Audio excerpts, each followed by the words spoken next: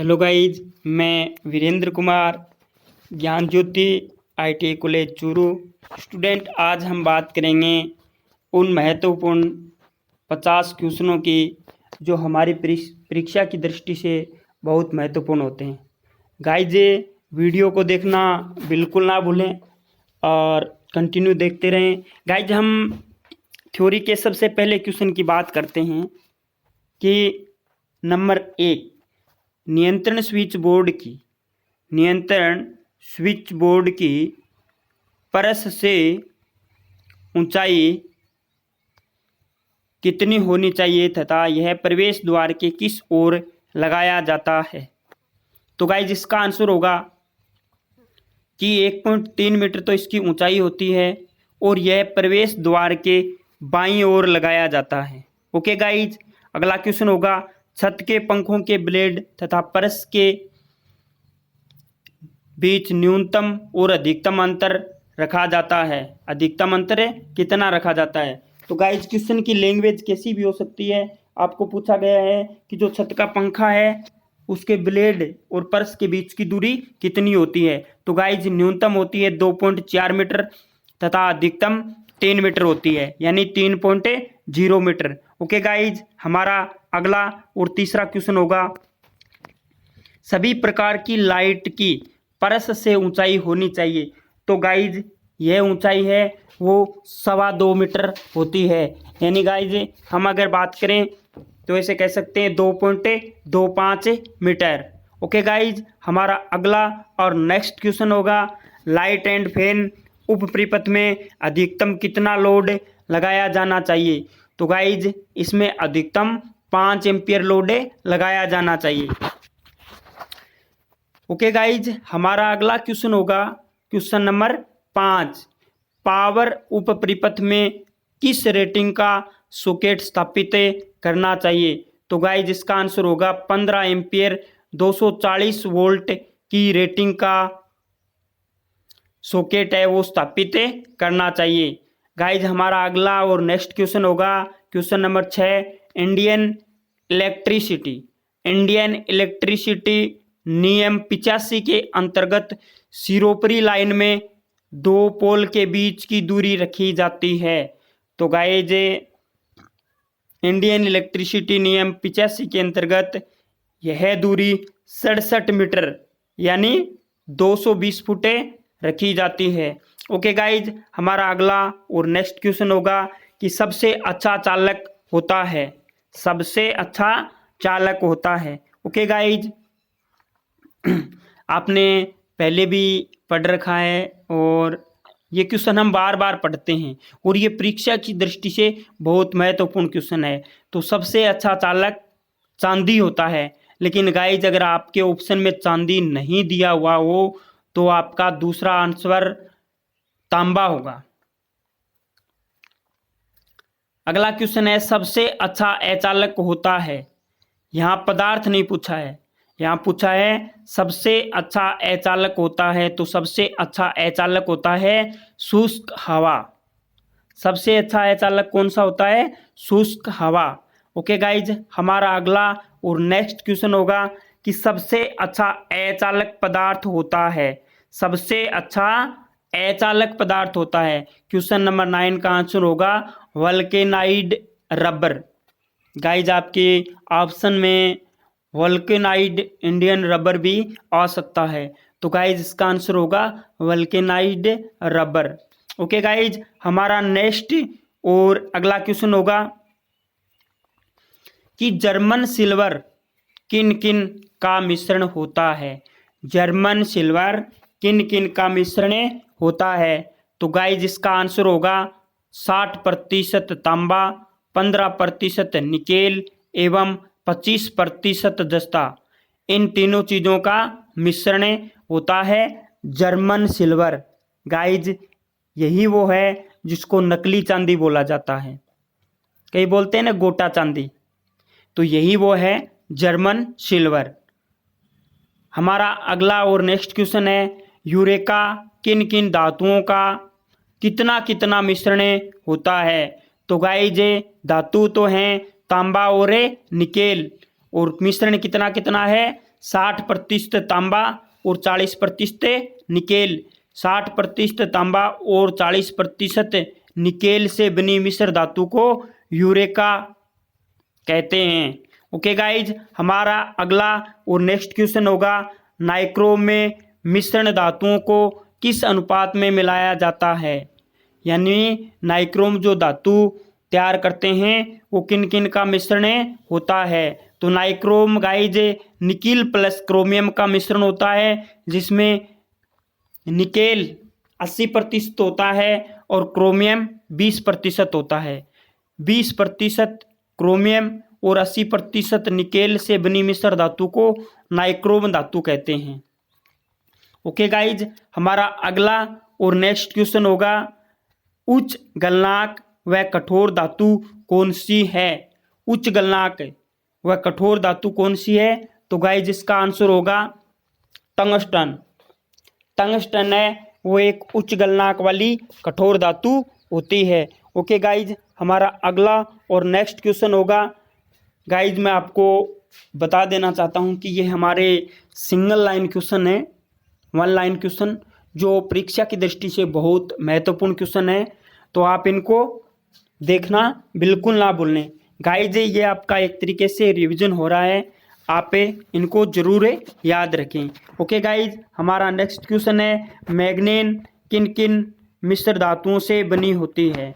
मैग्नीन है वो किन किन मिश्र धातुओं से बनी होती है।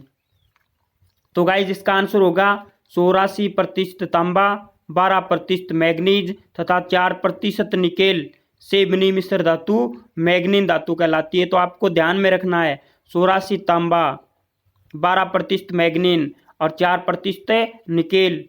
ओके गाइज, हमारा अगला और नेक्स्ट क्वेश्चन होगा कि कार्बन के प्रतिरोध में तापमान बढ़ने पर क्या प्रभाव पड़ता है। गाइज कार्बन के प्रतिरोध में तापमान बढ़ने से प्रतिरोध घटता है। तो आंसर क्या होगा, घटता है। प्रतिरोध में तापमान बढ़ने पर क्या प्रभाव पड़ता है। तो प्रतिरोध घटता है। ओके गाइज, हमारा अगला और नेक्स्ट क्वेश्चन होगा कि डाइलेक्ट्रिक स्ट्रेंथ को किसमें व्यक्त किया जाता है। डाइलेक्ट्रिक स्ट्रेंथ को किसमें व्यक्त किया जाता है। तो गाइज इसका आंसर होगा किलोवोल्ट प्रति मिलीमीटर। किलोवोल्ट प्रति मीटर, और छोटा ऑप्शन ये भी आ सकता है केवी प्रति एमएम, यानी किलोवोल्ट प्रति एमएम में व्यक्त किया जाता है डाइलेक्ट्रिक स्ट्रेंथ को। ओके गाइज, हमारा अगला और नेक्स्ट क्वेश्चन है, अर्थिंग तार की साइज क्या होती है। अर्थिंग तार की साइज क्या होती है। तो गाइज इसका आंसर होगा 8 SWG। अर्थिंग तार की साइज होती है 8 SWG, स्टैंडर्ड वायर गेज। हमारा अगला और नेक्स्ट क्वेश्चन है गाइज कि वैद्युतिक वायरिंग में काम में लिए जाने वाले तार की साइज होती है। वैद्युतिक वायरिंग में काम में लिए जाने वाले अर्थ तार की साइज होती है। तो गाइज हम जो फिटिंग के अंदर, केसिंग कैपिंग के अंदर जो अर्थिंग तार काम में लेते हैं उसकी साइज होती है 14 SWG। ये बहुत महत्वपूर्ण क्वेश्चन है वायरिंग के अंदर। ये अर्थिंग तार की साइज और वैद्युतिक वायरिंग, ये दोनों बहुत महत्वपूर्ण क्वेश्चन है। इन दोनों क्वेश्चनों में से एक क्वेश्चन बहुतायत दर से पूछा जाता है। तो इसकी साइज है वो 14 SWG होती है। 14 SWG स्टैंडर्ड वायर गेज। अगर स्टैंडर्ड वायर गेज से मापते हैं तो उसकी साइज आती है 14। ओके गाइज, हमारा अगला और नेक्स्ट क्वेश्चन होगा, फ्यूज तार किन किन मिश्र धातुओं से बना होता है। तो गाइज 63% टिन तथा 37% सीसा, यानी 63 टिन और 37% शीशे से बना होता है फ्यूज तार। ओके गाइज, इसका याद रखने का तरीका यही है गाइज कि ABCD में T बाद में आता है और S पहले आता है, तो शिष्य का प्रतिशत कम हो जाएगा, और T बाद में आता है तो T का प्रतिशत ज़्यादा हो जाएगा। और ज़्यादा आपको मान याद रखना है, 63 और 37 होता है, तो टिन का 63 हो जाएगा और शीशे का 37 हो जाएगा। ओके गाइज, हमारा अगला और नेक्स्ट क्वेश्चन होगा, सामान्य फ्लेक्सिबल केबल का व्यास होता है। सामान्य फ्लेक्सिबल केबल का व्यास होता है, सामान्य फ्लेक्सिबल केबल का व्यास होता है 0.193 mm, 0.193 mm। ओके गाइज, ये mm में व्यक्त है मान, और एक इसकी साइज मापने के लिए दूसरा भी पैमाना हम काम में लेते हैं या उपयुक्त रहता है, वो है हमारा वायर गेज। तो दूसरा मान हम ये भी बता सकते हैं कि 36 से SWG। ओके गाइज, एक हमारा है 0.193 mm या 36 से SWG। ओके गाइज, हमारा अगला और नेक्स्ट क्वेश्चन होगा कि थ्री फेज लाइन में कौन सा केबल प्रयोग किया जाता है। थ्री फेज लाइन में कौन सा केबल प्रयोग किया जाता है, तो गाइज इसका आंसर होगा 3 या 4 कोर वाला केबल। थ्री फेज लाइन में 3 या 4 कोर वाला केबल ही प्रयोग किया जाता है। चार तार वाला केबल इसलिए प्रयोग करते हैं गाइज कि हमें 3 फेज के साथ साथ न्यूट्रल पॉइंट भी मिल जाए। ओके गाइज, हमारा अगला और नेक्स्ट क्वेश्चन है कि 40 डिग्री सेंटीग्रेड पर किसी केबल का रेटिंग फैक्टर होता है। 40 डिग्री सेल्सियस पर किसी केबल का रेटिंग फैक्टर होता है, तो गाइज इसका रेटिंग फैक्टर इकाई होता है। किसी केबल का तापमान 40 डिग्री सेल्सियस है तो उसका रेटिंग फैक्टर इकाई होता है, यानी 1 होता है। और गाइज लगभग केबल का टेम्परेचर है वो 40 डिग्री के आसपास ही रहता है। ओके गाइज, हमारा अगला और नेक्स्ट क्वेश्चन होगा, उच्च वोल्टेज केबल के रूप में प्रयोग की जाती है। उच्च वोल्टेज केबल के रूप में प्रयोग की जाती है आर्मर्ड केबल अथवा स्टैंडर्ड प्रकार के नंगे तार। उच्च वोल्टेज केबल के रूप में प्रयोग की जाती है आर्मर्ड केबल अथवा स्टैंडर्ड प्रकार के नंगे तार।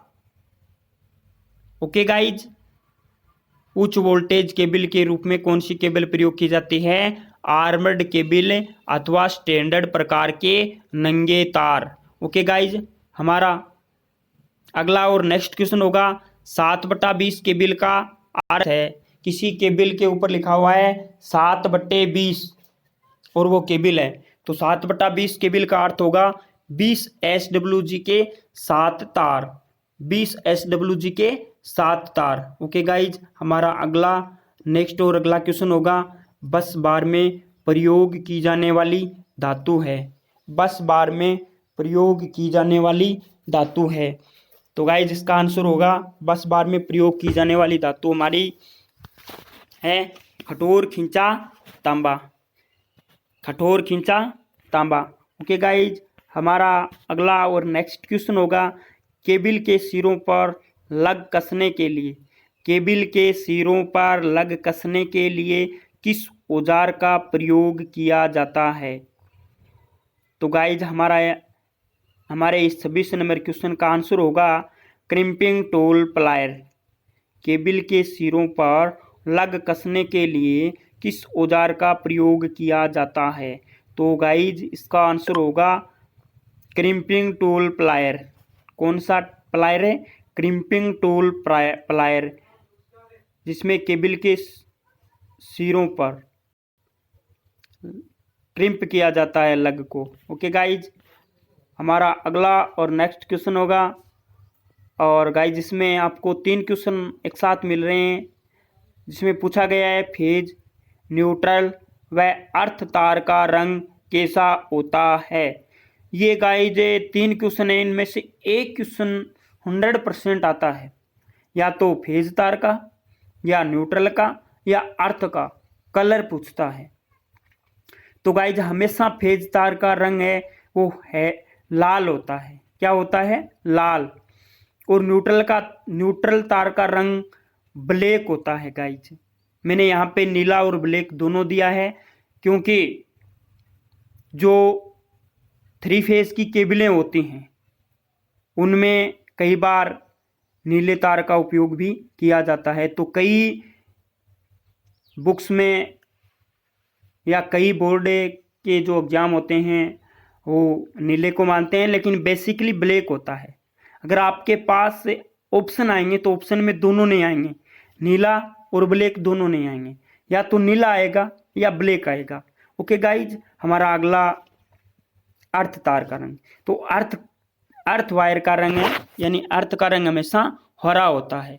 फेज का लाल, न्यूट्रल का नीला या ब्लैक, अर्थ का हरा। ओके गाइज, हमारा अगला क्वेश्चन होगा मेल्वेनाइजिंग में किसका उपयोग किया जाता है, या गेल्वेनाइजिंग, सॉरी ये गेल्वेनाइजिंग है। गेल्वेनाइजिंग में किसका प्रयोग है या उपयोग किया जाता है? तो गेल्वेनाइजिंग में जस्ते का उपयोग किया जाता है। किसका उपयोग किया जाता है? जस्ते का उपयोग किया जाता है। हमारा अगला और नेक्स्ट क्वेश्चन होगा गाइज, सोल्डर निर्माण व जंगरोधी परत चढ़ाने में किसका उपयोग किया जाता है? सोल्डर निर्माण व जंगरोधी परत चढ़ाने में किसका उपयोग किया जाता है? तो गाइज इसका आंसर होगा टिन का। टिन आलेपित परत चढ़ाई जाती है शोल्डर निर्माण व जंगरोधी परत चढ़ाने में। शोल्डर के निर्माण में टिन और लेड का मिश्रण होता है, और जंगरोधी परत चढ़ाने में जस्ते के जंगरोधी परत चढ़ाने में भी टिन का उपयोग किया जाता है। ओके गाइज, हमारा अगला क्वेश्चन होगा संयोजक पेंच, खोल आदि निर्माण में किसका उपयोग किया जाता है? संयोजक पेंच, खोल आदि निर्माण में किसका उपयोग किया जाता है? पित्तल का। जो संयोजक पेंच होते हैं वो किसके होते हैं? पित्तल के बने हुए होते हैं। तो गाइज इसका आंसर होगा संयोजक पेंच, खोल आदि बनाने में किसका आदि निर्माण में किसका उपयोग किया जाता है? तो इसका आंसर होगा पित्तल। ओके गाइज, हमारा अगला और नेक्स्ट क्वेश्चन होगा घरेलू 5 एम्पियर वायरिंग में कौन सा तार प्रयोग किया जाता है? घरेलू 5 एम्पियर वायरिंग में कौन सा तार प्रयोग किया जाता है? तो गाइज इसका आंसर होगा पीवीसी 3/20 कॉपर केबल। यानी पीवीसी का तो उसके ऊपर आवरण है और 20 SWG के 3 तार हैं। ओके गाइज, तो इसका आंसर हो जाएगा पीवीसी 3/20 से कॉपर केबल। हमारा नेक्स्ट और अगला क्वेश्चन होगा रासायनिक उद्योगों की मशीनों की। रासायनिक उद्योगों की मशीनों की वायरिंग में कौन सी केबल प्रयोग की जाती है? रासायनिक उद्योगों की मशीनों की वायरिंग में कौन सी केबल प्रयोग की जाती है? तो गाइज हमारे इस क्वेश्चन का आंसर होगा वो lead stud cable. Lead stud cable रासायनिक उद्योगों की वायरिंग में अगर हम केबल काम में लेते हैं तो वो कौन सी होती है? Lead stud cable. तो गाइज हमारे 32 नंबर क्वेश्चन का आंसर हो जाएगा lead stud cable. Okay guys, हमारा अगला और नेक्स्ट क्वेश्चन होगा किसी केबल की धारा वहन क्षमता निर्भर करती है। किसी केबल की विद्युत धारा वहन क्षमता निर्भर करती है। तो गाइज इसका आंसर होगा परिच्छेदीय क्षेत्रफल व धातु की किस्म पर। धातु की किस्म, धातु किस आकृति में बनी हुई है, और परिच्छेदीय क्षेत्रफल यानी उसका अनुप्रस्थ काट क्षेत्रफल, उसका एरिया यानी तार कितना मोटा है, मोटाई पे निर्भर करती है। और धातु की किस्म, धातु किस प्रकार की बनाई हुई है, तो उस पर निर्भर करती है। ओके गाइज, हमारा अगला और नेक्स्ट क्वेश्चन होगा एल्यूमिनियम केबल के टर्मिनलों को ऑक्सीकृत होने से बचाने के लिए किसका प्रयोग किया जाता है? एल्यूमिनियम केबल के टर्मिनलों को ऑक्सीकृत होने से बचाने के लिए किसका प्रयोग किया जाता है? तो गाइज एल्यूमिनियम केबल के टर्मिनलों को ऑक्सीकृत होने से बचाने के लिए ग्रीस का प्रयोग किया जाता है। किसका प्रयोग किया जाता है? ग्रीस का। ओके गाइज, हमारा अगला और नेक्स्ट क्वेश्चन होगा, मध्यम वोल्टेज केबल की सहन सीमा कितनी होती है? मध्यम वोल्टेज केबल की सहन सीमा कितनी होती है? तो गाइज 440 वोल्टेज जो केबल है 440 वोल्टेज तक की, वो निम्न वोल्टेज केबल की श्रेणी में आते हैं। और मध्यम वोल्टेज 650 वोल्टेज वाली केबल है, वो मध्यम वोल्टेज की श्रेणी में आती है। तो मध्यम वोल्टेज केबल की सहन सीमा कितनी होती है? 650 वोल्ट। ओके गाइज, हमारा अगला और नेक्स्ट क्वेश्चन है, KWH किलोवाट घंटा यूनिट का अन्य नाम क्या है? तो गाइज इसका अन्य नाम है BOT। BOT की फुल फॉर्म होती है guys board of trade unit. Board of trade unit. तो BOT की फुल फॉर्म होती है board of trade unit. KWH का दूसरा नाम क्या है? KWH क्या है? एक यूनिट है, इसका दूसरा नाम क्या है या अन्य नाम क्या है? BOT। तो board of trade unit. Okay guys, board of trade unit. और एक BOT बराबर होता है एक KWH। एक KWH। ओके गाइज, हमारा अगला और नेक्स्ट क्वेश्चन होगा, ब्रिटिश पद्धति में 1 KWH बराबर होता है। ब्रिटिश पद्धति में 1 KWH बराबर होता है 1.34 HP, यानी 1.34 HP हॉर्स पावर घंटा। मीट्रिक पद्धति में 1 KWH बराबर होता है। मीट्रिक पद्धति में 1 KWH बराबर होता है 1.36 HP घंटा। 1.36 HP घंटा। ओके गाइज, 1.36 HP घंटा। हमारा अगला क्वेश्चन है, गतिज ऊर्जा को किस सूत्र से दर्शाया जाता है? तो गाइज आपको ध्यान में रखना है, गतिज ऊर्जा को बोलते हैं काइनेटिक एनर्जी, और इसको KE बराबर 1/2 द्रव्यमान गुणा वेग की स्क्वायर। तो काइनेटिक एनर्जी KE बराबर 1/2 द्रव्यमान गुणा वेग स्क्वायर होता है। हम शॉर्ट में इसको KE बराबर 1/2 M गुणा V स्क्वायर भी लिख सकते हैं। काइनेटिक एनर्जी KE बराबर 1/2 M गुणा V स्क्वायर भी हमें लिख सकते हैं। ओके गाइज, हमारा अगला और नेक्स्ट क्वेश्चन होगा, स्थितिज ऊर्जा को किस सूत्र से व्यक्त किया जाता है? स्थितिज ऊर्जा को किस सूत्र द्वारा व्यक्त किया जाता है?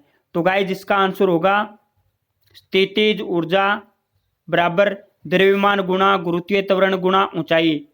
द्रव्यमान को बोलते हैं M, गुरुत्वीय त्वरण को G से प्रदर्शित किया गया है और ऊंचाई को H से दर्शाया गया है। तो स्थितिज ऊर्जा को बोलते हैं पोटेंशियल एनर्जी, और पोटेंशियल एनर्जी PE बराबर हो जाएगा M गुणा G गुणा H, यानी PE बराबर mgh। ओके गाइज, हमारा अगला और नेक्स्ट क्वेश्चन होगा, ऊर्जा का यांत्रिकी मात्रक क्या होता है? ऊर्जा का यांत्रिकी मात्रक क्या होता है? तो गाइज इसका मात्रक जूल होता है। ऊर्जा का यांत्रिकी मात्रक जूल होता है। ओके गाइज, हमारा अगला और नेक्स्ट क्वेश्चन है, वैद्युतिक ऊर्जा का मात्रक होता है। वैद्युतिक ऊर्जा का मात्रक होता है। तो गाइज इसका मात्रक KWH होता है। वैद्युतिक ऊर्जा का मात्रक KWH होता है। इसका हम यूनिट भी बोल सकते हैं। क्या बोल सकते हैं? यूनिट। यानी एक यूनिट बराबर क्या होता है? 1 KWH, 1 किलोवाट घंटा। ओके गाइज, अगला क्वेश्चन है क्वेश्चन नंबर 8, 1 जूल बराबर होता है। 1 जूल बराबर होता है। तो 1 जूल बराबर 1 वाट सेकेंड होता है। 1 जूल बराबर 1 वाट सेकेंड होता है। ओके गाइज, हमारा अगला और नेक्स्ट क्वेश्चन है, 1 किलो कैलोरी बराबर कितने जूल होता है? 1 किलो कैलोरी बराबर कितने जूल होता है? तो गाइज हमारे इस क्वेश्चन का आंसर होगा 4180 जूल। 4180 जूल। 1 किलो कैलोरी बराबर कितने जूल होता है? तो आपको ये ध्यान में रखना है 4180 जूल। ओके गाइज, हमारा अगला और नेक्स्ट क्वेश्चन होगा, जल के घनत्व का मात्रक होता है। जल के घनत्व का मात्रक होता है। तो गाइज जल के घनत्व का मात्रक ग्राम प्रति घन सेंटीमीटर होता है। ग्राम प्रति घन सेंटीमीटर। जल के घनत्व का मात्रक क्या होता है? ग्राम प्रति घन सेंटीमीटर। ओके गाइज, हमारा अगला और नेक्स्ट क्वेश्चन होगा, ऊष्मा की इकाई होती है। ऊष्मा की इकाई होती है। तो गाइज ऊष्मा की इकाई जूल होती है और कैलोरी भी होती है। यानी छोटी इकाई की बात करें तो कैलोरी होती है, ऊष्मा की इकाई होती है जूल या कैलोरी। अगर बड़ी इकाई की बात करें तो जूल और छोटी की बात करें तो कैलोरी। तो ऊष्मा की इकाई जूल या कैलोरी होती है। 1 कैलोरी किसके बराबर होती है? 1 कैलोरी किसके बराबर होती है? तो 4.81 आ गया ना। ऊष्मा की इकाई क्या है? जूल या कैलोरी। तो 1 कैलोरी बराबर 1 कैलोरी बराबर क्या होता है? 1 कैलोरी किसके बराबर होती है? 4.18 जूल। 4.18 जूल के बराबर होती है। ओके गाइज, हमारा अगला और नेक्स्ट क्वेश्चन होगा, मीट्रिक प्रणाली में 1 HP बराबर कितने वाट होता है? मीट्रिक प्रणाली में 1 HP बराबर कितने वाट होता है? यहाँ बात हो रही है वाट की। ओके गाइज, हमारे इस क्वेश्चन सीरीज के 50 क्वेश्चन करने थे, जिसमें हमने 35 क्वेश्चन पहले पढ़ लिए और 15 क्वेश्चन ये पढ़ रहे हैं। तो गाइज मीट्रिक प्रणाली में 1 HP बराबर कितने वाट होता है? 735.5 वाट। या हम ये भी बोल सकते हैं 735.5 जूल प्रति सेकेंड, क्योंकि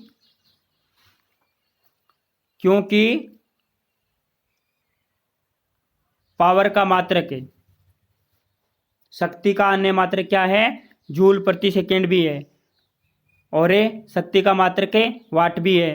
तो 735.5 वाट या 735.5 जूल प्रति सेकेंड। ओके गाइज, हमारा अगला और नेक्स्ट क्वेश्चन होगा, ब्रिटिश पद्धति में 1 HP कितने वाट के बराबर होती है? ब्रिटिश पद्धति में 1 HP कितने वाट के बराबर होती है? तो गाइज इसका आंसर होगा 746 वाट या 746 जूल प्रति सेकेंड। मैंने पहले भी बताया है कि शक्ति का मात्रक वाट भी होता है और जूल प्रति सेकेंड भी होता है। तो इस क्वेश्चन का आंसर हो जाएगा 746 वाट या 746 जूल पर सेकेंड। ओके गाइज, हमारा अगला और नेक्स्ट क्वेश्चन होगा, MKS प्रणाली में शक्ति का मात्रक होता है। MKS प्रणाली में शक्ति का मात्रक होता है। MKS मीटर, MKS में M मीटर, के किलोग्राम और S सेकेंड। तो आ गया ना जूल प्रति सेकेंड। तो MKS प्रणाली में शक्ति का मात्रक होता है जूल प्रति सेकेंड। ओके गाइज, जूल प्रति सेकेंड। हमारा अगला और नेक्स्ट और लास्ट क्वेश्चन है, 1 जूल प्रति सेकेंड किसके बराबर होता है? 1 जूल प्रति सेकेंड किसके बराबर होता है? तो गाइज वो होता है 1 न्यूटन मीटर प्रति सेकेंड। 1 न्यूटन मीटर प्रति सेकेंड। 1 जूल प्रति सेकेंड किसके बराबर होता है? 1 न्यूटन मीटर प्रति सेकेंड। तो गाइज आज के लिए इतना ही। थैंक्स। यूं ही बने रहे हमारे इस यूट्यूब चैनल के साथ। इसी के साथ गाइज मेरा कहना है कि हमारे देश में कोरोना महामारी के संकट से निपटने के लिए हमारे देश में लॉकडाउन का सिस्टम लागू है। तो गाइज मेरा यही कहना है कि घर में रहें, सुरक्षित रहें और लॉकडाउन का पालन करें और अपने सब्जेक्ट की तैयारी करते रहें, क्योंकि हमारे एग्ज़ाम होने वाले हैं आगे। तो गाइज इसी के साथ मैं मेरी वाणी को विराम देता हूँ। Okay guys, thank you. आपका अपना